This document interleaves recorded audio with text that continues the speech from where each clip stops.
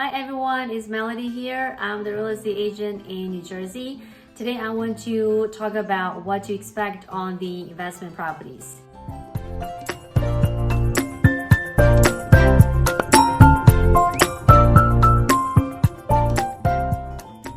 First is to make sure that you have the down payments ready, right? For the single family, usually it's 20% down, and for the multifamily, it's usually 25% down. Which kind of property you want to buy, it depends on everybody's preference. I know some people like to buy the single family because it's easier to manage, and also it's intend to have bigger possibility to increase value. And also, I know a lot of people, including myself, like to buy the multifamily just because multifamily usually have much higher cash flow. But also keep in mind that the multifamily is intended in low-income areas. After that is to go to the lender, get a pre-approval letter.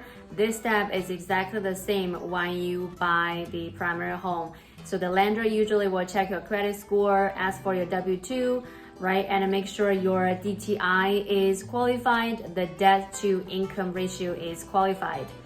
And then after that, when you have the proof of letter, you can start looking for houses.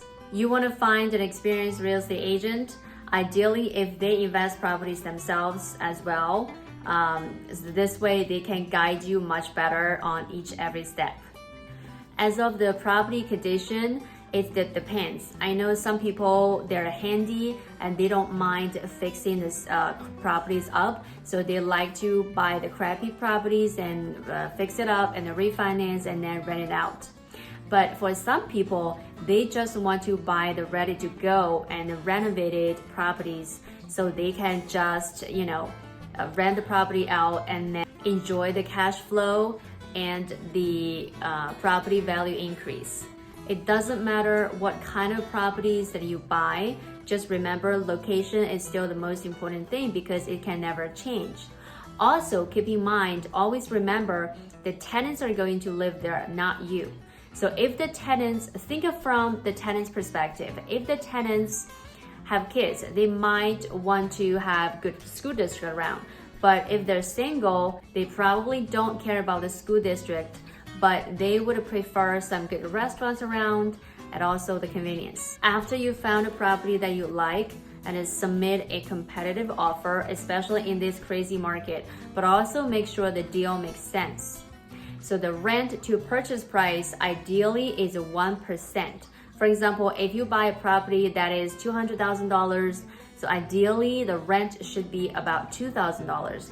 But also keep in mind, in a higher end area, it's kind of hard to reach to this standard because the price is high. But in a low income area and it's a multifamily, so this ratio could be up to 2%, but also requires more work.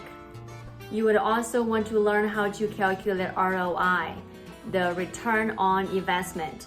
So you want to use your net annual income divided by the money that you put in. Give you an example that one of my rental properties, so my rent right now it's about $3,000, and the gas is about $500, the water and the sewer is about $150, and I'm paying for the public electricity, so that would be around $20 a month. And then also minus the vacancy, also the maintenance, let's say roughly about $200 a month. And my payment is about $920.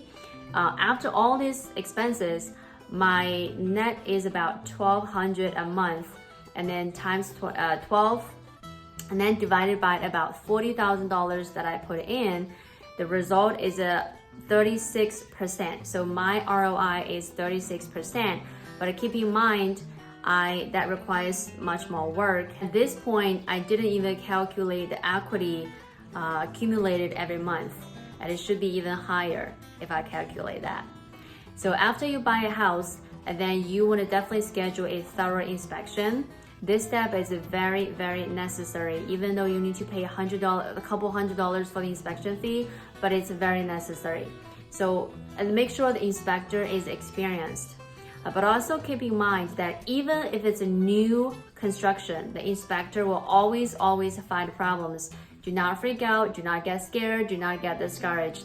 But at the same time, if the inspector recommended, for example, the mold, the foundation need to be rechecked, make sure that you get in a specialized, for example, engineer to check the property out. For example, I have this property I'm buying right now for my client. It is a beautiful property, but we found the inspector found some cracks outside the wall, and he recommended we hire a professional engineer to recheck it. At this situation, we definitely should get an engineer to check it out and see what the condition is, and if we need to repair, how much the repair fee will be.